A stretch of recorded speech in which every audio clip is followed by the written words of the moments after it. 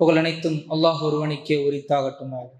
சாந்தியின் ஈடேற்றமும் கண்மணி நாயகம் முஹம்மது ரசூலுல்லாஹ் ஸல்லல்லாஹு அலைஹி வஸல்லம் அன்னாரின் மீதும், அன்னாரின் குடும்பத்தாரின் மீதும், அன்னாரின் தோழர்கள் மீதும், தாபியீன்கள் மீதும், தாபீன்கள் மீதும், குறிப்பாக இந்த ஜும்மாவுடைய நன்னாள் இங்கு கூடியுள்ள அனைவரும் மீதும் எல்லாம் அல்ல அல்லாஹ் அவருடைய மேலான கிருபை என்றென்றும் தந்தருள் புரிவானாக. சகோதரர்களே, கண்ணியமான இந்த நாளில், கண்ணியமான இந்த நேரத்தில் இஸ்லாமிய சமுதாயம் உலகமெங்கிலும் இந்த ஒரு நாளில் தான் கூடுற ஒரு சூழ்நிலை இருக்கின்றது. மற்ற நாட்கள்ல வேலை என்று பல காரியங்களுக்காக நம்ம பல இடங்களுக்கு போயிடுறோம். ஆனால் இந்த ஜும்மாவுடைய நாளில் தான் ஒரு நாளாவது அல்லாஹ்வை பற்றி நினைவு கூறக்கூடிய, அந்த நினைவினால் ஒரு அரை மணி நேரம் இருக்கக்கூடிய ஒரு சூழ்நிலை ஏற்பட்டிருக்கின்றது என்று சொல்லும் பொழுது அது பெருமை அல்ல, அது நம்மளுடைய லெவல் இறங்கி இருக்கின்றதுக்கான ஒரு பொருள். அப்படிப்பட்ட ஒரு நேரத்தில், இப்படிப்பட்ட ஒரு காலத்தில் நாம் ஒரு சில விஷயங்களை நமக்கு நாமே பரிசோதிக்கக்கூடிய ஒரு நேரத்தில் நம்ம இப்ப கண்டிப்பாக இருக்கோம். நமக்கு நெருக்கமான ஒரு சூழ்நிலையில் அடுத்த 5 ஆண்டு காலம் நம்மளை யார் ஆளப் போகின்றார்கள் என்ற ஒரு சூழ்நிலை இருக்கின்றது. நம்ம ஒரு ஜனநாயக நாட்டில், இந்தியா மாதிரி ஒரு நாடில் இருக்கின்றோம். இந்த இந்தியா மாதிரி ஒரு நாடுல இஸ்லாமிய ஆட்சி கீழே இருக்கும் என்று நம்ம நினைக்க முடியாது. முதலில் அதிலேயே முஸ்லிம்களுக்கு ஒரு கருத்து வேறுபாடுகள் இருக்கின்றது, முஸ்லிம்களுக்கு ஒரு தெளிவில்லாத ஒரு நிலை இருக்கின்றது. இஸ்லாமிய ஆட்சி என்னவென்று சொன்னால், ஒரு இஸ்லாமிய அரசர் இஸ்லாத்தின்பால் ஒரு ஆட்சியை நடத்துவாங்க. அது அல்ல. இஸ்லாத்தில் முதல்ல அரசர் என்றே ஒன்று கிடையாது. இஸ்லாத்தில் அரசர் என்றே ஒருத்தர் கிடையாது. ஹலீஃபா, அவர் பெயர் ஹலீஃபா. அல்லாஹ் ரப்புல் ஆலமீன் குர்ஆனில் சொல்லும் பொழுது, ஆதம் அலைஹிஸ்ஸலாத்தை பற்றி சொல்லும் பொழுது, இது கால ரப்புகளில் மலாயிகத்தி இன்னி ஜாயிலுன் ஃபில் அர்தி ஹலீஃபா, நான் என்னுடைய பிரதிநிதியை உருவாக்க போகின்றேன். எந்த ஒரு மனிதர் நமக்கு ஆட்சியாளராக வந்தாலும் சரி, அது யாரா வேணாலும் இருக்கட்டும், அவர் அல்லாஹ்வுடைய பிரதிநிதி. அவர் அல்லாஹ்வுடைய பிரதிநிதி. இவர் அல்லாஹ்வுடைய பிரதிநிதியாக இருப்பார். அல்லாஹ் சொன்ன சட்டத்தை மக்களுக்கு மத்தியில் அமல் செய்வார். இது அல்லாஹ் சொன்ன சட்டத்தை மட்டும் எடுத்து மக்களுக்கு மத்தியில் அமல் செய்தார் என்று சொன்னால், அவர் ஒரு இஸ்லாமிய சார்ந்த ஒரு அரசாங்கத்துக்கு உட்பட்ட ஒருவராக இருக்கின்றார். அவர் ஒரு பொறுப்பாளி. அவர் ஒரு அதிகாரி கிடையாது, ஆட்சியாளர் கிடையாது, பொறுப்பாளி. அப்படி இல்லாமல் ஒருத்தர் இருக்கின்றார் என்று சொன்னால், அதுவும் அல்லாஹ் ஏற்படுத்திய ஒன்றுதான். அவர் நீதமாக இருக்க வேண்டும். நம்முடைய இந்திய அரசியலமைப்பு சட்டமும் அப்படிதான் இருக்கு. அவங்களுடைய சட்டத்துக்கு ஏற்பட்டு அவங்க இருக்கலாம். ஆனால் இன்று மொத்தமாக முழுமையாக படுகொலை செய்துவிட்டு அந்த சட்டங்களை ஒரு புதிய சட்டம் ஒரு பக்கம் இருக்குது, அது இருக்கட்டும், ஒன்றும் பிரச்சனை இல்லை. அது புத்தகங்கள்ல இருக்கட்டும், பேச்சுல இருக்கட்டும், ஒரு 4 மேடைகள்ல ரெஃபரன்ஸ் பேசுறதுக்கு இருக்கட்டுமே தவிர, நடைமுறையில் அதை பின்பற்றும் பொழுது கரப்ஷன், அதை ஃபசாதாக்கி விட்டார்கள். அது யாராக இருந்தாலும் சரி, பணம் அதிகமாக உள்ள ஒருத்தர், பொருளாதார வசதி அதிகமாக இருக்கிற ஒருத்தர் என்ன தவறு வேணாலும் செய்யலாம், வெளியே வந்துடலாம். ஆனால் தவறே செய்யவில்லை என்றாலும் கூட, தவறே செய்யலனா கூட, ஒருத்தர் அவரிடத்துல பொருளாதாரம் இல்லை, அதிகாரம் இல்லைன்னு சொன்னா அவர் ஆண்டு கணக்கில் கூட உள்ள இருப்பார். நடைமுறையே தான் இருக்கு. இது ஒன்றும் புதுசு அல்ல. ஆனால் ஒரு முஸ்லிம்களாகிய நாம் நம்மளுடைய மூதாதையர்கள் எவ்வாறு இருந்தார்கள் என்றதை நாம் பார்க்க வேண்டும். இஸ்லாம் ஒவ்வொரு முஸ்லீமுக்கும் அதனுடைய பொறுப்பும் கடமையும் இருக்கின்றது என்று சொன்னால் அது மிகையாகாது. முஸ்லிம்கள் முதலில் ஒரு சில விஷயங்களை மனதில் வச்சுக்கும். என்ன அப்படின்னு சொன்னா, எந்த ஒரு முடிவு எடுத்தாலும் சரி, எந்த ஒரு விஷயத்தை எடுத்தாலும் சரி, நாம் அதில் இஹ்லாஸோடு இருக்கின்றோமா, அல்லாஹ்வுடைய அச்சத்தோடு, அல்லாஹ் நாளைக்கு மறுமையில கேட்பான் அப்படின்னு சொல்லி ஒரு செயலை செய்கின்றோமா என்று சொன்னால், அவர்களை பற்றி அல்லாஹ் குர்ஆனில் சொல்கின்றான், வலா தஹீனு வலா தஹ்ஸனு, நீங்க அப்படியே விரக்தி அடைய வேண்டாம், நீங்க அப்படியே கவலையிலெல்லாம் இருக்க வேண்டாம். வன்தும் அலவுன, நீங்கள் தான் வெற்றியாளர்கள், இன்குன்தும் முஃமினூன், நீங்கள் முஃமின்களாக இருந்தீர்கள் என்று சொன்னார். எல்லா கட்டத்திலும் அல்லாஹ்வை நம்ப வேண்டும். எப்படி அல்லாஹ்வை நம்புறது? உங்களுக்கு அல்லாஹ்வை பத்தி, அதாவது நமக்கு அல்லாஹ்வை பத்தி மறைவான விஷயங்களை தெரிந்தால், கூறப்படாத விஷயங்கள் அல்ல, மார்க்கத்தில் இருக்கக்கூடிய அடிப்படையான விஷயங்களை தெரிந்தால் மட்டும்தான் நம்ம அப்படி இருக்க முடியும். அப்படி இருக்கும்போது ட்ரைட்ஸ் ஆஃப் லீடர்னு ஒரு விஷயம் இருக்கு. ஒரு சில அம்சங்கள் ஒரு தலைவனுக்கு இருக்க வேண்டும். ஒரு இஸ்லாமிய சமுதாயம் ஒரு தலைவன் மட்டும் அப்படி இருக்கணும், தொண்டர்கள் அப்படி இருக்கணும், அப்படி இல்லாமல் தலைவன் எப்படி இருக்கிறானோ அதே போன்ற ஒரு தொண்டனும் அந்த ஆட்சி கீழே இருக்கக்கூடிய ஒருத்தரும் அதே அம்சங்களோடு இருக்க வேண்டும். என்ன ஒரு லீடர்னா எப்படி இருக்கணும்? ஒரு 10ஆம் கிளாஸ் பையனை கூப்பிட்டு கேட்டு ஒரு லீடர்னா எப்படி இருக்கணும்? அவர் வருவாரு, அழகா ஒரு பஜீரோ கார்ல இருந்து இறங்குவாரு, ஒரு சூப்பரான ஒரு சுமோ கார்ல இருந்து ஒரு இனோவா கார்ல இருந்து இறங்குவாரு, இறங்கி ஒரு 10 பேரை கம்புனால பிரட்டி அடிப்பாரு, ஹீரோயினை காப்பாத்திட்டு போயிடுவார். இவர் தான் லீடர். இன்னும் நான் ஒரு ஜும்மாவோட மெம்பரின் மேடையை கருதி ஒரு சில விஷயங்களை மட்டும் சொல்லுகின்றேன். இன்னும் அவன்கிட்ட கேட்டா அவனுடைய கற்பனையான உலகம், கற்பனையான ஒரு தலைவன். ஆனா ஒரு தலைவர் எப்படி இருக்கணும் என்று இந்த மார்க்கம் சொல்லி தருகின்ற சகோதரர்.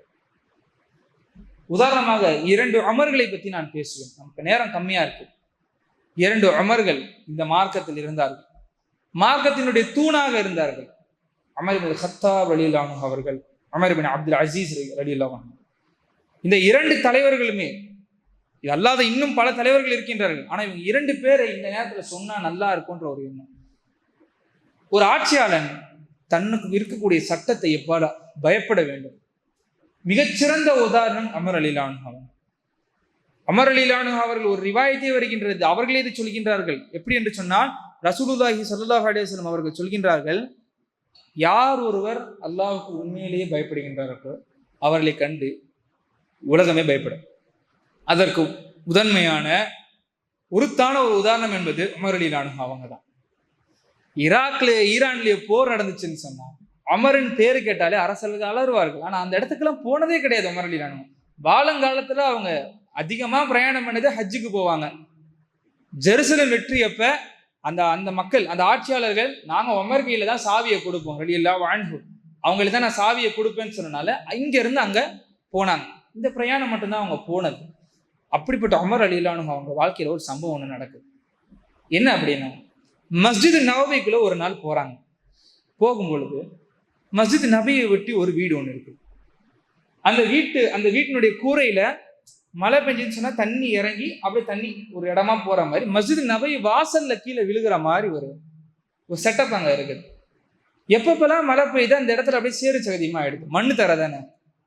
இப்படி மழை பெஞ்சு அது தண்ணி இறங்கி அந்த மாதிரி ஆகிற ஒரு சூழ்நிலை வரும்போது இவங்க போகிறாங்க, வரும்பொழுது பார்க்குறாங்க, ஏன் இது டிஸ்டர்பன்ஸாகவே இருக்குது, தொலை வரக்கூடிய மக்களுக்கு அந்த இடம் டிஸ்டர்பன்ஸாகவே இருக்குதுன்னு சொல்லி என்ன பண்ணுறாங்க, அந்த செட்டப் எடுத்து அப்படி தூக்கி போட்டு போயிடுறாங்க.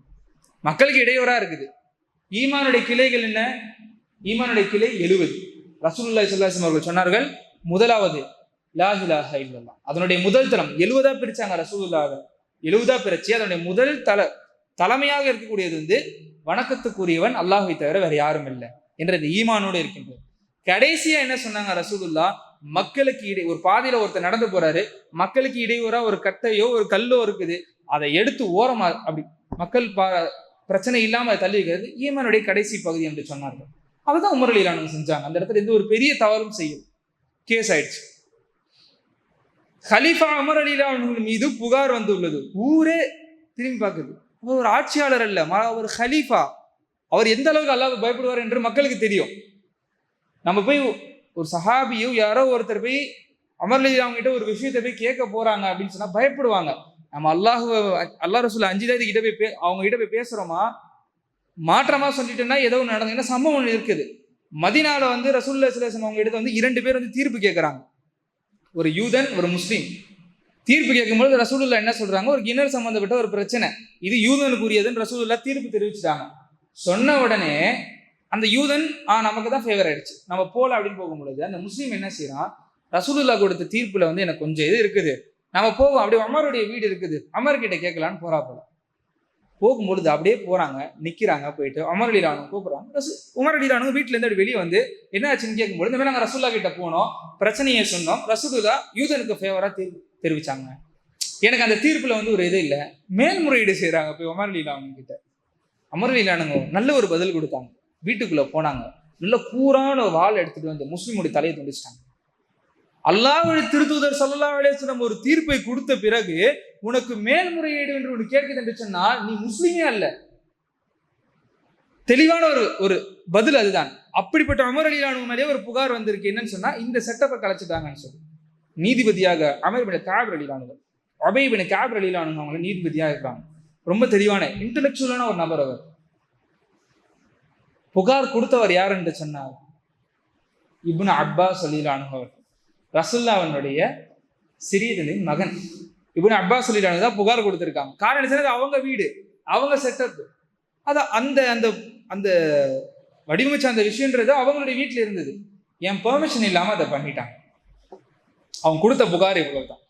2 தரப்பு வாதங்களையுமே விசாரிச்சாங்க. உபை இப்னு கஅப் ரலியல்லாஹு அன்ஹு விசாரிச்சாங்க. உமர் ரலியல்லாஹு அன்ஹு சொன்னாங்க, இப்படி பிரச்சனையா இருக்குது, அந்த போகுது போற வர மக்களுக்கு அங்கே இடையூறா இருக்குது, இதை பண்ண வேண்டாம் அப்படின்ற மாதிரி சொன்னாங்க. இப்னு அப்பாஸ் ரலியல்லாஹு அன்ஹு சொன்னாங்க, ஏன் வீடு, ஏன் பெர்மிஷன் கேட்டிருக்கணும், ஏன் பெர்மிஷன் இல்லாம செஞ்சது தப்பு. ஸோ இதை எல்லாம் கேட்ட உபை இப்னு கஅப் ரலியல்லாஹு அன்ஹு என்ன சொன்னாங்க, உமர் ரலியல்லாஹு அன்ஹு தான் தவறு. ஒரு தீர்ப்பு ஒன்று கொடுக்குறாங்க. எப்படின்னா, உமர் ரலியல்லாஹு அன்ஹு அவங்க குனியணும், அவங்க மேல ஏறி நின்று இப்னு அப்பாஸ் ரலியல்லாஹு அன்ஹு அந்த இதை சரி பண்ணணும் அப்படின்னு சொல்றாங்க. யாரு? 1.5 லட்சம் சதுர மைல் கிலோமீட்டருடைய பொறுப்பாளி, இந்தியாவை விட 3 மடங்கு பெருசு, அவ்வளவு பெரிய பரப்புல கொண்ட ஒரு ஜனாதிபதி, ஒரு பிரசிடென்ட் கீழே குனியணும். அந்த நாட்டில் உள்ள சாதாரண ஒரு சாமானியராக இருக்கக்கூடிய இப்னு அப்பாஸ் ரலியல்லாஹு அன்ஹு அவர்கள் மேல் ஏறி நின்று அந்த விஷயத்தை சரி பண்ணணும். இதுதான் தீர்ப்பு. இதுதான் நம்மளுடைய தலைவர்கள். அத்தீன் நசீஹா, மார்க்கத்துல உறுதியாக இருக்கணும், பிறருக்கு நலவையை நாடணும். இந்த விஷயத்த ஒரு நீதிபதி தப்பா சொன்ன கூட தூக்கிடுவாங்க உமர் ரலியல்லாஹு அன்ஹு. அதுக்கு ஒரு சம்பவம் இருக்குது. இதே மாதிரி இன்னொரு பிரச்சனை இல்லை, உமர் ரலியல்லாஹு அன்ஹு அவங்க மேல ஒரு புகார் கொடுக்கப்படுது. உள்ள வரும்போது பிரபலமா கேள்விப்பட்டிருப்பீங்க, ஒரு சபைக்குள்ள உமர் ரலியல்லாஹு அன்ஹு வராங்க. அந்த இடத்துல வரும்பொழுது அந்த நீதிபதி எந்திரிச்சு நின்றுட்டாரு. நீ எனக்கு நீதம் செய்ய வேண்டாம், நீ எங்களுக்கு மத்தியில் இருக்க பிரச்சனையை பண்ண வேண்டாம், ஏன்னா நான் வந்தேன்னு சொல்லி எந்திரிச்சு நின்றுட்டேன், நீ எங்க 2 பேருக்கு நீதமாவே நடந்துக்க மாட்டேன், நீ எனக்கு தான் ஃபேவர் பண்ணுவ, நீ நீதிபதியாக இருக்க வேண்டாம்னு சொல்லி இன்னொரு நீதிபதியை வச்சாங்க. அதுக்கப்புறம் இந்த பிரச்சனை நடந்துச்சு. இப்ப இப்படி இருக்கும் பொழுது உமர் ரலியல்லாஹு அன்ஹு அவர்கள் இந்த தீர்ப்பு இதை போய் செய்யணும் போறாங்க. உமர் ரலியல்லாஹு அன்ஹு குனிகிறாங்க, இப்னு அப்பாஸ் ரலியல்லாஹு அன்ஹு மேலே ஏறி நிற்கிறாங்க. அந்த குறிப்பிட்ட இடத்த மட்டும் அந்த இடத்துல செட் பண்றாங்க. செட் பண்ணி இறங்கி சொன்னாங்க, சகோதரரே, உங்கள் மேல புகார் கொடுக்கணும் தான் எனக்கு இல்லை, இது ஒரு விஷயமே இல்லை, நான் ஏன் அதை கொடுத்தேன்னு தெரியுங்களா, அந்த குறிப்பிட்ட செட்டப்பை என் பெருமானார் ஸல்லல்லாஹு அலைஹி வஸல்லம் அவங்க அமைச்சது. ரசூலுல்லாஹி ஸல்லல்லாஹு அலைஹி வஸல்லம் அந்த இடத்த தண்ணீர் ஒழிகிறதுக்காக அந்த குறிப்பிட்ட இடத்த அவங்க அமைச்சாங்க. நான் அதை இத்தனை நாளா பாதுகாத்துட்டே வந்தேன், நீங்க என்கிட்ட கேட்காம அதை எடுத்துட்டீங்க, எனக்கு ரொம்ப இதாயிடுச்சுன்னு சொல்லிய மாத்திரத்தில் அந்த மொத்த வீடியும் அல்லாஹ்வுடைய பாதையில் மஸ்ஜித் நபவிக்கு வக்ஃப் செஞ்சுட்டு போயிட்டாங்க. இதுதான் நம்மளுடைய தலைவர்கள், இப்படிதான் நம்முடைய தலைவர்கள் இருந்தார்கள், இப்படிதான் இந்த சமுதாயத்தை உருவாக்கினார்கள். அவரிடத்துல பெரிய பொருளாதாரம் இருக்காது, அது அவங்க பொருளாதாரம் சேர்க்கக்கூடாதுன்னு மார்க்கத்துல எந்த ஒரு சட்டமும் கிடையாது, ஃபராயிதுன்னு ஒரு சட்டமே அல்லாஹ் கொடுத்திருக்கான். ஆனால் அவர்கள் அதை விட்டு விலகினார்கள். உமர் ரலியல்லாஹு அன்ஹு மரண தருவாயில அமர் இருக்க வரைக்கும் ஆட்சி அதிகாரத்துல குழப்பமே கிடையாது. எல்லா உலமாக்களும் சரி, உலமாக்கள் அல்லாத மாற்று மத அறிஞர்களும் சரி சொல்லுவது அதுதான், உமருடைய ஆட்சியில குழப்பமே கிடையாது, குழப்பத்துக்கான வாய்ப்பே கிடையாது. அப்படி இருந்து உமர் ரலியல்லாஹு அன்ஹு அவர்கள் மரண படுக்கையில 6 பேரை தேர்ந்தெடுக்கிறாங்க, அடுத்து ஹலீஃபாவா வரணும்னு சொல்லி. இந்த 6 பேர் கொண்ட குழு, நீங்க தான் தேர்ந்தெடுக்கணும் அடுத்து யாரு ஹலீஃபாவா வரணும் அப்படின்னு சொல்லி. அப்ப அங்க இருக்கக்கூடிய மக்கள்லாம் சொல்றாங்க, உமர் அவர்களே, உங்களுடைய மகன் அப்துல்லா நீதமா ஆட்சி நடத்துறதுக்கு எல்லா தகுதியுமே இருக்குது. உங்களுடைய குடும்பம் கத்தாபுடைய குடும்பம், பனு அம்ர சார்ந்த குடும்பம், உங்க குடும்பம் பெரிய குடும்பமா இருக்கு, நீங்க ஆட்சிக்கு உங்களுடைய மகனே வந்தா நல்லா இருக்கும் அப்படின்னு சொல்லும் பொழுது, இந்த ஹத்தாபினுடைய குடும்பத்தில் ஒரு உமர் போது நாளைக்கு அல்லாஹ்விடத்தில் பதில் சொல்வதற்கு. கோடிக்கணக்கான மக்களை ஆளுகின்றோம் என்ற பெருமை அல்ல, கோடிக்கணக்கான மக்களுடைய பொறுப்புகளை எடுத்திருக்கின்ற சொன்ன பயம் அவர்களுக்கு. மறுபடியும் வலியுறுத்துறாங்க, இல்ல நீங்க அவர் ஆட்சியில வைங்க. ஒரு முறை அப்துல்லா இப்னு உமர் ரலியல்லாஹு அன்ஹு என்ன பண்ணிட்டாங்க, அவங்களுடைய மனைவிகளை ஒருத்தவங்க தலாக் விட்டுட்டாங்க. தலாக் விடும்போது என்ன சொன்னா, அவங்க ஹைல்ல இருக்கிறாங்க, மாதவிடாயில இருக்கிறாங்க, அந்த நேரத்தை தலாக் விட்டுட்டாங்க. இந்த தலாக்கு கூடாதுன்னு ரசூலுல்லாஹி ஸல்லல்லாஹு அலைஹி வஸல்லம் சொல்றாங்க. மாதவிடாயில இருக்கக்கூடிய ஒரு பெண்ணை நீங்க தலாக் விட்டால் தலாக் கூடாது. இந்த சட்டத்தை முன்ன நிறுத்தி, ஒரு பெண் மாதவிடாயில இருக்கிறான், அந்த பெண்ணுக்கு தலாக் விடக்கூடாது என்று கூட அந்த சட்டம் தெரியாத ஒருத்தன் மக்களுக்கு ஆட்சியாளனாக இருக்க வேண்டாம் என்று சொல்லி அப்துல்லா ரலியல்லாஹு அன்ஹு தூக்கிட்டாங்க. எத்தனை 2000க்கும் மேற்பட்ட ஹதீஸுகள், சஹீஹான ஹதீஸுகள். எந்த ஒரு உலமாக்களும் அவங்க ஹதீஸ் இல்லாம இது எடுக்க முடியாது, சட்டங்கள் எடுக்க முடியாது. மார்க்கத்தினுடைய எல்லா அடிப்படையான சட்டங்கள்ல ஒரு 3 பேர் முதன்மையா இருப்பாங்க. ஒன்று ஆயிஷா ரலியல்லாஹு அன்ஹா, இரண்டாவது அபு ஹுரைரா ரலியல்லாஹு அன்ஹு, மூன்றாவதாக இவர்கள் இருப்பார்கள். அவ்வளவு பெரிய முஹத்தீஸ், அவர்களே ஆட்சி அதிகாரத்தில் விடலைன்னு சொல்லி எந்த அளவுக்கு அல்லாஹ் பயந்திருப்பார்கள் சகோதரர்கள். அப்படிப்பட்ட ஒருத்தரை நம்முடைய இன்ஸ்பிரேஷனா வச்சு தலைமைத்துவத்தில் அமர வைக்க வேண்டும். அப்படிப்பட்ட ஒருத்தர் தான் எனக்கு தலைவனாக இருக்க வேண்டும் என்று ஒவ்வொரு முஸ்லிமும் ஆசைப்பட வேண்டும். இரண்டாவது அமரை பற்றி சொல்கின்றேன். அமர் இப்னு அப்துல் அசீஸ் அவர்கள், ரசூலுல்லாஹி ஸல்லல்லாஹு அலைஹி வஸல்லம் அவர்கள் வாழும் காலத்திலே சொன்னார்கள், ஒரு 40 ஆண்டுகள் வரைக்கும் நீதமான ஹிலாஃபத் ஆட்சி நடக்கும் என்று சொன்னார்கள். அலிரலிலான நம்ம டைமோட அது முடிஞ்சிருச்சு. அடுத்து வந்த ஒவ்வொருத்தரும் ஹலீஃபாக்களாக பேரளவில் இருந்தாலும் அரசர்களாக தான் வாழ்ந்தார்கள். ஹாரூன் ரஷீத் கூட அதுல கூட அரசராக தான் இருந்தார்கள், மாற்று கருத்து கிடையாது உலமாக்களுக்கு மத்தியில். ஆனால் ஒவ்வொரு 100 ஆண்டும் இந்த உம்மத்துக்கு ஒரு தலைவர் வருவார்கள், ஒவ்வொரு 100 ஆண்டும். அப்படி முதல் நூற்றாண்டில் வந்த ஒருத்தர் தான் அமர் இப்னு அப்துல் அசீஸ் அவர்கள். பேருக்கேற்ற போலயே இருந்தார்கள். அமர் இப்னு அப்துல் அசீஸ் இந்த ஆட்சி காலம் என்பது 2.5 ஆண்டுகள் மட்டும்தான், வெறும் 2.5 வருஷம் தான். அவர் அதை விட 2 லட்சம் சதுர கிலோமீட்டர் ஸ்பெயின் வரைக்கும் இஸ்லாம் இருந்துச்சு, அதாவது இஸ்லாமிய ஆட்சி இருந்தது. இந்தியா வரைக்கும் இஸ்லாமுடைய ஆட்சி. இந்த பக்கம் ஆப்பிரிக்கா போனா அலெக்சாண்ட்ரியா, ஆப்பிரிக்காவுடைய அடுத்த புறம் வரைக்கும் இஸ்லாமுடைய ஆட்சி இருந்தது. இவருக்கு முன்னால், அதாவது அமர் இப்னு அப்துல் அசீஸுக்கு முன்னால் அவருடைய குடும்பத்தை சார்ந்த சல்மான், ரொம்ப சுருக்கமா சொல்றேன், சல்மான் ஒருத்தர் இருந்தார். அவர் தான் ஆட்சியாளராக இருந்தார். அந்த ஆட்சியாளரோட இருக்கும் பொழுது இவங்க இருவருமே ஹஜ்ஜுக்கு போறாங்க.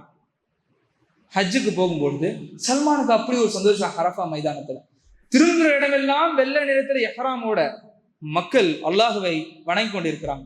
இவர் ரொம்ப ரொம்ப சந்தோஷமா இருக்கிறார். என்ன சல்மான் ரொம்ப சந்தோஷமா இருக்கிறீங்களே என்ன அப்படின்னு கேட்கும் பொழுது அமர் இப்னு அப்துல் அசீஸ் அவங்க சொல்றாங்க, அதாவது சல்மான் அவங்க அமர் இப்னு அப்துல் அசீஸ் அவங்கள பார்த்து சொல்றாங்க, என்னோட ஆட்சியில எவ்வளவு மக்கள் அல்லாஹ் வணங்குறாங்க. பெருமையா சொல்றாரு அந்த விஷயத்த. எவ்வளவு மக்கள் லட்சமா நிக்கிறாங்க. ஒரு செகண்ட் சல்மான், ஒரு நிமிஷம் வெயிட் பண்ணுங்க. இத்தனை லட்சம் மக்களுக்கும் நீங்கள் பொறுப்பாளராக இருக்கிறீர்கள், நாளைக்கு அல்லாஹ் உங்களை விசாரிப்பான் என்பதை ஞாபகத்தை வைத்துக் கொள்ளுங்கள், அல்லாஹை பயந்து கொள்ளுங்கள் சொன்னோன்னே அன்னைக்கு அழுக ஆரம்பிச்ச சல்மான் உடைந்து விட்டார்கள் அந்த ஒரு வார்த்தையில். அது வரைக்கும் சல்மானுடைய போங்கு வேற மாதிரி இருந்துச்சு ஆட்சி அதிகாரத்தினுடைய விஷயத்தில். அவர் ஒரு மலிக்காக இருந்தார், அரசராக இருந்தார். அதற்கு பிறகுதான் அவர்களுக்கு அந்த சென்சே வருது, நம் பொறுப்பாளி. அவர் அந்த நேரத்திலே முடிவு செஞ்சுட்டார், தனக்கு அப்புறம் இவர் தான் என்று. கடைசியா மரண நேரத்துல டைம் டிக்ளரேஷன் கொடுக்கிறாரு. என்ன அப்படின்னா, எனக்கு பிறகு ஆட்சியாளராக ஏகோபித்த கருத்தோடு அமர் இப்னு அப்துல் அசீஸ் வர வேண்டும் என்று. அமர் இப்னு அப்துல் அசீஸ்க்கு தெரியாது இந்த விஷயமே. சொல்லிட்டு மௌத்தாயிட்டார். அறிவிப்பாளர் ஒருத்தர் மிம்பர்ல ஏறி நின்று சொல்கின்றார், நம்முடைய இந்த இஸ்லாமிய ஆட்சிக்கு அடுத்த ஆட்சியாளர் என்பவர் அமர் இப்னு அப்துல் அசீஸ். நம்மள மாதிரி சாதாரண ஒருத்தர். நம்ம இதை சிந்திச்சு பார்க்கணும். நாம அந்த இடத்துல இருந்து யோசிச்சு பார்க்கணும். உங்களையோ ஒருத்தரை பார்த்து நீங்க தான் அடுத்த ஆட்சியாளர் என்று சொன்னால் சாதாரண மனிதராக நம்ம எப்படி நினைப்போம்? அல்லாஹ் அக்பர். அல்லாஹ் எவ்வளவு பெரிய ஒரு நியாமத்தை எனக்கு கொடுத்திருக்கிறான், எவ்வளவு மக்கள், எவ்வளவு பொருளா, எவ்வளவு விஷயம் இருக்குது என்று இப்படிதான் நம்ம நினைப்போம். அவர்கள் சொன்னார்கள், இன்னா லில்லாஹி வ இன்னா இலைஹி ராஜிஊன் என்று சொன்னார்கள். அல்லாஹ்வே குர்ஆனில் சொல்கிறான், வைதா அஸாபஹும் முஸீபத்துன், அவர்களுக்கு ஏதாச்சும் ஒரு சோதனை ஏற்பட்டு விட்டது, முசீபத் ஏற்பட்டது என்று சொன்னால் அவர்கள் சொல்லுவார்கள், காலு இன்னா லில்லாஹி வ இன்னா இலைஹி ராஜிஊன், நாங்கள் அல்லாஹ்வை சார்ந்தவர்கள், அல்லாஹ்விடத்திலே மீள இருக்கின்றோம். அது பக்ரால் அந்த வசனம் முடியும் பொழுது இவர்கள் தான் நீர்வழி பெற்றவர்கள் என்று முசீபத் என்று மாதிரி அந்த ஆட்சி அப்படி பார்த்தாங்க, பெரிய சோதனை என்று பார்த்தார்கள். அவர்களுடைய பெரிய கவலை என்ன ஆயிடுச்சுன்னா, நான் என்ன செஞ்சேன், அல்லாஹ் என்னை இப்படி ஒரு சோதனையில மாட்டிட்டான், இப்படி என்ன சோதனையில மாட்டி விட்டுட்டானே, நான் என்ன செய்தேன் என்ற ஒரு எண்ணம் அவர்களுக்கு. அவர்களுடைய பர்சனல் லைஃப்லயே அவங்க எப்படி இருந்தாங்கன்னு சொன்னா, அவங்களுக்கு நிக்கா நடக்குது யாரோன்னா சல்மானுடைய சகோதரியோடு தான் நிக்கா நடக்குது. நிக்கா நடந்து முதல் நாள் வீட்டுக்குள்ள வராங்க. நகை, ஒரு அரசனுடைய தங்கச்சி கல்யாணம் நடந்தா எப்படி இருக்கும்? நம்முடைய தகைக்கு கல்யாணம் நடந்தா நம்ம எந்த அளவுக்கு செய்வோம்? அப்போ நாட்டுடைய அரசனுடைய தங்கச்சி கல்யாணம் நடந்தா அவ்வளவு நகையை போட்டு அவ்வளவு உயர்தரமான ஆடை அணிஞ்சிட்டு உள்ள வராங்க. அப்படியே பாக்குறாங்க அமர் இப்னு அப்துல் அசீஸ், என்னது இது, இதெல்லாம் வேண்டாம், வெளியே எடுத்துருவோம், வேண்டாம். ஒரு ஹலீஃபாக்கு எங்கிருந்து இவ்வளவு காசு வந்துச்சு? ஹலீஃபாவுடைய சட்டமே பைத்துல் மால்ல இருந்து ஒரு மாதத்திற்கு தேவையான இவ்வளவுதான் எடுக்கணும், ஒரு வாகனம் எடுக்கணும், சொற்ப துணிகளை தான் எடுக்கணும். அமர்வீலான ஆட்சி காலத்திலே போடப்பட்ட சட்டம். நீ எங்கிருந்து இவ்வளவு போட்டுட்டு வந்த? இது மக்களுடைய பணம், வெளியே எடுத்துருப்போம். வீட்டுக்குள்ளேயே சேர்க்கல அமர் இப்னு அப்துல் அசீஸ் அவர்கள், சேர்க்காம வெளியே அனுப்பி அன்று இரவே அதை சதகா செய்து விட்டு சாதாரண ஒரு ஆடையில் அந்த இரவு அவர்கள் அதுக்கப்புறம் குடும்ப வாழ்க்கைய ஆரம்பிச்சாங்க. அப்படிப்பட்ட ஒருத்தர்கிட்ட ஆட்சி அதிகாரம் வந்தா மஸ்ஜிதை விட்டு வெளியே வரும்போதே ஆரம்பிச்சிட்டாங்க அமர் இப்னு அப்துல் அசீஸ் அவர்கள். வந்தாங்க, பெரிய தேர் நிக்குது குதிரையோட, அரசருக்கான தேர். என்னது இது? அரசருடைய வாகனம். இதெல்லாம் எனக்கு வேண்டாம், நான் நடந்தே போறேன் வீட்டுக்கு, நான் வீட்டுக்கு நடந்தே போறேன், எனக்கு இதெல்லாம் வேண்டாம் என்று இதே நிலைப்பாடோடு இருந்தார்கள்.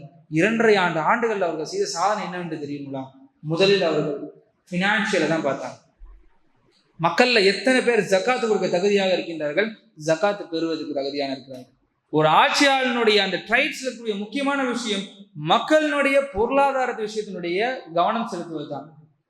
வந்த உடனே பார்த்தாங்க, பல பேர் ஜக்காத்து பாக்கி, பல மாகாணங்கள்ல ஜக்காத்து பாக்கி, பணக்காரங்களாம் அப்படியே இருந்தாங்க. உடனே ஒரு ஆர்டர் பாஸ் பண்ணாங்க, எல்லாருமே ஜக்காத்தை கொடுக்கணும், கொடுக்காத ஒவ்வொருத்தரும் ஜக்காத்தை கொடுக்கணும், எல்லாருமே ஜக்காத்தை கொடுத்தே ஆகணும் என்ற ஒரு இதை பண்ணாங்க.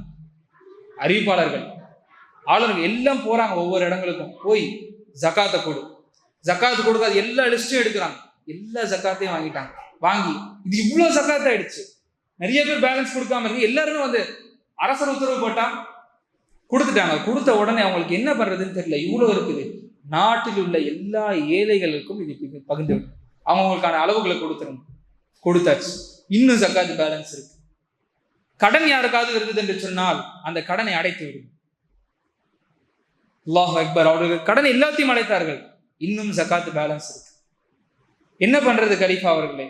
நாட்டுல பெண்கள் யாராவது முதிர்கன்னிகளாக இருக்கிறார்களா, திருமணம் ஆகாம இருக்கிறாங்களா, அவங்களுக்கு திருமணத்துக்கான செலவை அரசாங்கம் ஏற்றுக்கொள்கின்றது என்று சொல்லி பைத்துல் மால்ல இருந்து காசு கொடுத்தார்கள். தேவையுடையவர்கள் எல்லோருக்கும் கொடுத்தார்கள். ஜக்காத்து பேலன்ஸா இருக்கு. என்ன பண்ணாங்க சொன்னா, மதினாவில் உள்ள எல்லா மலைகள் மீதும் தானியங்களை வைக்க சொன்னாங்க. அந்த காசுக்கு மீறி இருக்க காசுக்கு மதினாவில் வரக்கூடிய ஒரு பறவை கூட பசியோடு வெளியே போகக்கூடாது என்று சொன்னார்கள். இந்த மாதிரி ஆட்சியாளரை தேர்ந்தெடுக்கின்ற ஒரு மனநிலைக்கு ஒரு முஸ்லீம் வந்து விடுன்னு சொன்னால் நமக்கு ஏன் இந்த நிலைமை? நமக்கு ஏன் இந்த நிலைமை? நாம் பிறரை குறை சொல்கின்றோம், அவன் சரியில்லை, இவன் சரியில்லை, நாம் நம்முடைய ஆட்சியாளர் எப்படி இருக்கின்ற ஒரு கனவு, ஒரு விஷன் நமக்கு இருந்திருக்கின்றான் என்ற ஒரு கேள்வி நமக்கு வருகின்றது. என்னுடைய ஆட்சியாளர் இப்படி இருக்க வேண்டும். நேற்று ஒரு காரணம் சொல்லுவாங்க, இப்படி செய்யுங்க அப்படி செய்யுங்கன்னு, நமக்கு சப்போர்ட்டா பேசுவாங்க. உதாரணத்துக்கு நான் சொல்வேன், பேர் சொல்ல விரும்பவில்லை, இந்த மேடையிலிருந்து அவர்கள் பேர் சொல்ல எனக்கு விருப்பமே இல்லை.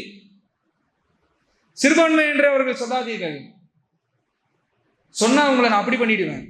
அவர்களே அவங்களுக்கு வாக்களிக்கலன்னு சொன்னா சாத்தானை பிள்ளைகள் சொல்லுவாங்க. திரைகள்ல முஸ்லிம்களுக்கு எதிராக ஒரு கன் எடுத்துட்டு உங்களுக்கு போக தெரியும், முஸ்லிம்களை கொல்லுவது ஏதோ நாட்டினுடைய மிகப்பெரிய கடமை என்று சொல்ல தெரியும். ஆனா அதே முஸ்லிம்களுக்கு ரமலான் வந்துட்டா போதும், வேஷம் போட்டு நம்மளை முட்டாளாக்குவதனால காரணம் என்னென்று சொன்னால், முட்டாளாக்குற அவர்கள் தவறு கிடையாது, முட்டாளாகிற நாம் தான் தவறாளிகள். முட்டாள் ஆகுறோம் என்று பாக்குறீங்களா? நம்முடைய சகோதரர்கள் எத்தனையோ பேர் ஒரு ஆட்சியாளர் எப்படி இருக்க வேண்டும் என்பதை தாண்டி ஒரு முஸ்லீம் எப்படி இருக்கின்ற வேண்டும் ஒரு குணம் ஒரு முஸ்லீமுக்கு வேண்டும். நான் இப்படிதான் இருப்பேன், 10 பேரும் ஒரே நியத்தில் இருந்தா என்ன பண்ண முடியும்? 100 பேரும் ஒரே நியத்தில் இருந்தா என்ன பண்ண முடியும்? அப்படி எப்படி அந்த நியத்து நமக்குள்ள வரும்? அந்த நியத்து இப்ப வரும் என்று சொன்னால் நம்மளுடைய வாழ்வியலும் நம்மளுடைய டே டு டே லைஃப் அல்லாஹும் அல்லாஹ்வுடைய தூதருமாக மாறினால் மட்டும்தான் அப்படிப்பட்ட ஒரு நிலை நமக்கு வரும். இல்லைன்னு சொன்னா வராது. நாம் பல இடங்கள்ல டிஸ்ட்ராக்ஷனோட, பல இடங்கள்ல சிதறலோட ஒரு திங்கிங்கை வச்சுட்டு அதை வைத்து நம்ம அப்படியே நம்ம இம்ப்ளிமெண்ட் பண்றோம். எல்லா துறையும் நம்ம வீழ்ச்சி அடையும். ஏன்னா 10 பேர் 10 சிந்தனையில இருப்போம், நம்மளால எப்படி ஜெயிக்க முடியும்? 10 பேரும் அல்லாஹ் ரசூல் என்ற சிந்தனையில் இருந்தால் மட்டும்தான் நம்மளால் இந்த களங்களை, இப்படிப்பட்ட கடினமான சூழ்நிலைகளை நம்மளால் வெல்ல முடியும் என்று கூறி இந்த முதல் ஃபுட்பால் என்று வச்சுக்கணும். அல்ஹம்துலில்லாஹ் அல்ஹம்துலில்லாஹி ரப்பில் ஆலமீன் நஹ்மதுஹு வ நஸ்தஈனுஹு வ நஸ்தக்ஃபிருஹு வ நு'மினு பிஹி வ நதவக்கலு அலைஹி வ நஊது பில்லாஹி மின் ஷுரூரி அன்ஃபுஸினா வ மின் ஸய்யிஆத்தி அமாலினா. من يهده الله فلا مضل له ومن يضلله فلا هادي له ونشهد ان لا اله الا الله وحده لا شريك له ونشهد ان محمدا عبده ورسوله. قال محمد رسول الله صلى الله عليه وسلم قال لا تقوم الساعة حتى يقاتل المسلمون يهودا فيقتلهم المسلمون حتى يخبط يهودي من وراء الشجر والحجر فيقول الحجر أو الشجرة يا مسلم يا عبد الله هذا يهودي خلفي فتعال فاقتله إلا الغرقد فإنه من الشجرة اليهود. صدق الله. ரசூலுல்லாஹி ஸல்லல்லாஹு அலைஹி வஸல்லம். கண்ணியமான சகோதரர்கள், உலகம் முழுக்க முஸ்லீம்கள் ஒடுக்கப்படுகின்றார்கள். உலகம் முழுக்க முஸ்லீம்களுடைய உரிமைகள் பறிக்கப்படுகின்றன. நாம் முதல்ல ஃபுட்பால சொன்ன மாதிரி தான் 2 விஷயங்கள் நமக்கு தேவை. நம்முடைய தலைவர் எப்படி இருக்க வேண்டும், தலைவனும் தலைவரை பின்பற்றி இருக்கக்கூடிய மக்களும் மனநிலை எப்படி இருக்க வேண்டும், ஒன்றாக இருக்க வேண்டும். அதனுடைய வெளிப்பாடு முஸ்லிம்கள் மாறினால் எப்படி நடக்கும் என்று ரசூலுல்லாஹ் சொன்ன ஹதீஸ் இது சான்று. முஸ்லிம்கள் மாற மாட்டார்கள் என்பது பலர் நினைச்சிட்டு இருக்காங்க. முஸ்லிம்கள் இருந்து மாற மாட்டாங்க, முஸ்லிம்கிட்ட இருந்து அந்த ஒரு பெரிய ரெவல்யூஷன் வராது என்று. அவர்களுக்கெல்லாம் இந்த ஹதீஸ் தான் ஆதாரம். ரசூலுல்லாஹி ஸல்லல்லாஹு அலைஹி வஸல்லம் அவர்கள் சொன்னார்கள் என்று அபூ ஹுரைரா ரலியல்லாஹு அன்ஹு அவர்கள் அறிவிக்கின்றார்கள் இந்த செய்தியை. லா தக்குமு ஸாஅ, மறுமை நாள் வராது என்று சொன்னார்கள். ஹத்தா யுகாத்திலல் முஸ்லிமூன யஹூத, முஸ்லிம்கள் யூதர்களை முடிப்பாங்க, கொலை செய்வார்கள். ஏன் இதை சொல்றேன்னு தெரியுங்களா? 2 நாளைக்கு முன்னாடி இஸ்ரேல்ல மிகப்பெரிய ஒரு செலிப்ரேஷன் நடந்துச்சு. எல்லாருக்கும் தெரியுமா ஏன் நடந்துச்சுன்னு? ஒரு செலிப்ரேஷன் என்ன அப்படின்னா, 11,000 பலஸ்தீனர்களை தூக்கிலிடுவதற்கான ஆர்டரை பாஸ் பண்ணாங்க. இத்தனை நாளா மக்களை ப்ரொடெஸ்ட் நடத்திட்டு இருந்தாங்க. அங்க இருந்த ஜூஸ், அங்க இருக்க மக்களை ப்ரொடெஸ்ட் நடத்திட்டு இருந்தாங்க, பண்ணக்கூடாதுன்னு. பார்லிமெண்ட் அரச ஆட்சி அதிகாரினுடைய இப்படிப்பட்ட ஒரு கேவலமான சிந்தனை இருக்கும் என்று சொன்னால் இப்படிதான் இருக்கும். 11,000 பலஸ்தீனர்களை தூக்கிலிடுகிற அந்த ஆர்டர் பில் பாஸ் ஆனதால ஒரு பார்ட்டியை நடத்துறாங்க. இவ்வளவு பெரிய விஷயத்தை செஞ்சுட்டு வந்து சொல்லி அல்லாஹ் ரப்பல் ஆலமீன் குர்ஆனில் என்ன சொல்கின்றான்? மன் கத்தல நஃப்ஸ பிகைரி நஃப்ஸின் ஃபகன்னமா கத்தல الناس ஜமீஆ. யார் ஒருத்தர் ஒரு உயிரை அநியாயமாக கொலை செய்கின்றாரோ அவர் முழு மனித சமுதாயத்தையும் கொலை செய்தவரை போல ஆவார். 11,000 உயிரை 11,000 முறை மனித இனத்தை கொலை செய்வதற்காக பார்ட்டி நடத்துறாங்க. 11,000 முறை. அவர்கள் எழுதி வைத்துக் கொள்ளுங்கள், அவருடைய முடிவு இப்படிதான் இருக்கும். அல்லாஹ்வுடைய திருத்தூதர் ஸல்லல்லாஹு அலைஹி வஸல்லம் அவர்கள் சொன்னதை போல முஸ்லிம்கள் அவர்களை முடிப்பார்கள். எப்படி என்று சொன்னால் அவர்கள் தரத்தெரிக்க ஓடுவார்கள். முஸ்லிம்களிடத்துல எப்படியாச்சும் தப்பிச்சிடணும்னு ஓடுவாங்க. போய் மரத்திற்கு பின்னாலும் கற்களுக்கு பின்னாலும் மறைந்து கொள்வார்கள். மறைந்து கொள்ளும் பொழுது முஸ்லிம்களுக்கு கல்லும் மரமும் பேசும் என்று ரசூலுல்லாஹி ஸல்லல்லாஹு அலைஹி வஸல்லம். எப்படி பேசும்? அல்லாஹ் அக்பர், தெரியவே தெரியாது நமக்கு, எப்படின்னு கூட தெரியல. கல்லு பேசும் அல்லது அந்த மரங்கள் பேசும். யா முஸ்லிம் யா அப்துல்லா, அல்லாஹ்வின் அடிமையே முஸ்லிமே, எனக்கு பின்னால் ஒரு யூதன் இருக்கின்றான், வந்து கொல்ல. கற்கதுன்ற மரத்தை தவிர எல்லாம் பேசும் என்று சொன்னார்கள்.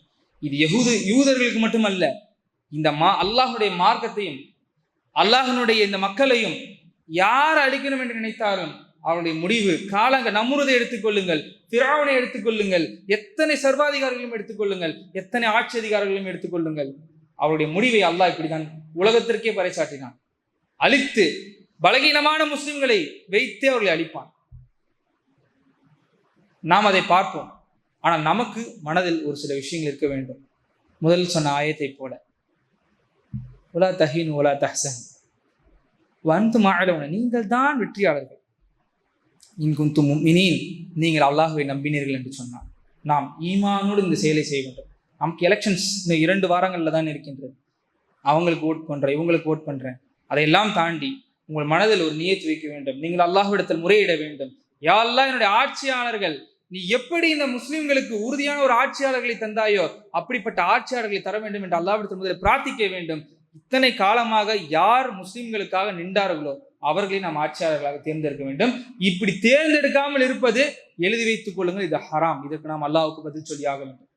ஏதோ ஒரு ஓட்டு தானே, குத்திட்டு போவோம், யாருக்கோ ஒன்று தானே அப்படின்னு நினைக்க கூடாது. யாருக்கும் குத்தலாம், ஒன்றும் பிரச்சனை இல்லை. அப்படி இல்லை. முஸ்லிம்களுடைய வாக்கு சிதறியது என்று சொன்னால் இந்த நாட்டில் பல பிரச்சனைகளை அடுத்த 5 வருடங்களுக்கு நாம் சந்திப்போம். முஸ்லிம்களுடைய வாக்குகள் ஒன்றாக இருக்க வேண்டும். சற்றேறக்குறைய 1 லட்சம் வாக்குகள் நமக்கு இருக்கின்றன. 1 கோடி வாக்குகள் இருக்கின்ற ஒரு கருத்து இருக்கின்றது. 90 லட்சத்திலிருந்து 1 கோடி வாக்குகள். இந்த நாட்டில் யார் ஆட்சி அமைக்கின்றார் என்று இன்டைரக்டா தீர்மானிக்கின்றது முஸ்லிம்கள் தான். முஸ்லிம்களுடைய ஓட்டு ஒரு சாராருக்கு கரெக்டாக போதும் என்று சொன்னால் அவர்கள் தான் ஆட்சியாளர்கள். அதே நேரத்தில் ஓட்டு போட்டவுடனே நம்மளுக்கு உரிமைகள் போவதில்லை. ஓட்டு போடுறது மட்டும் உரிமை இல்லை, வந்த ஆட்சியாளனை கேள்வி கேட்பதும் நமக்கு உரிமை இருக்கின்றது. அதிலையும் நாம் ஒத்துமையாக இருக்க வேண்டும். முஸ்லிம்களை தாண்டி இந்த ஒரு ஜனநாயக நாட்டில் இருக்கிறோம்.